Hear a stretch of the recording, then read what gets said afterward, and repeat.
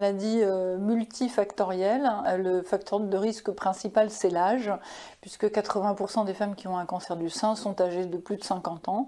Ensuite viennent d'autres facteurs de risque plus liés au mode de vie, à l'environnement, par exemple la prise de poids, le manque d'activité physique, la consommation d'alcool. Tous ces facteurs de risque se surajoutent probablement pour finalement malheureusement aboutir parfois à un cancer du sein. Il faut savoir que les cancers héréditaires, les formes familiales finalement sont très rares, autour de 5% des cas où on retrouvera une anomalie génétique. Pour les femmes qui présentent un cancer du sein nouvellement diagnostiqué, on propose au centre une prise en charge personnalisée, multidisciplinaire dès la première consultation, puisque les femmes peuvent rencontrer à la fois un chirurgien, un anesthésiste, un radiologue qui va valider leur dossier radiologique et proposer donc au terme de cette journée un traitement qui est le plus adapté en fonction du type de cancer du sein qu'elle présente.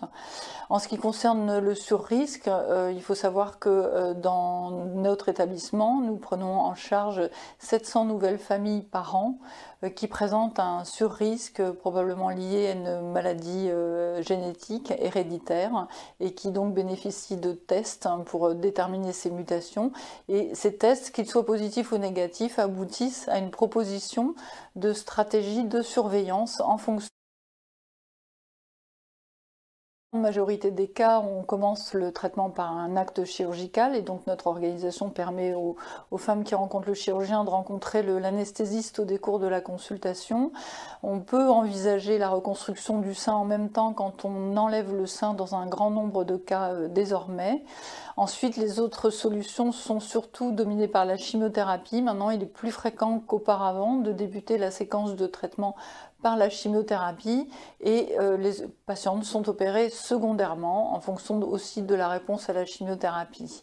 Donc il y a différentes alternatives. On peut aussi parfois commencer par l'hormonothérapie qui est un traitement par voie orale et donc en fonction de chaque situation qui vont prendre en considération à la fois le type de cancer mais aussi l'âge et le souhait des patientes.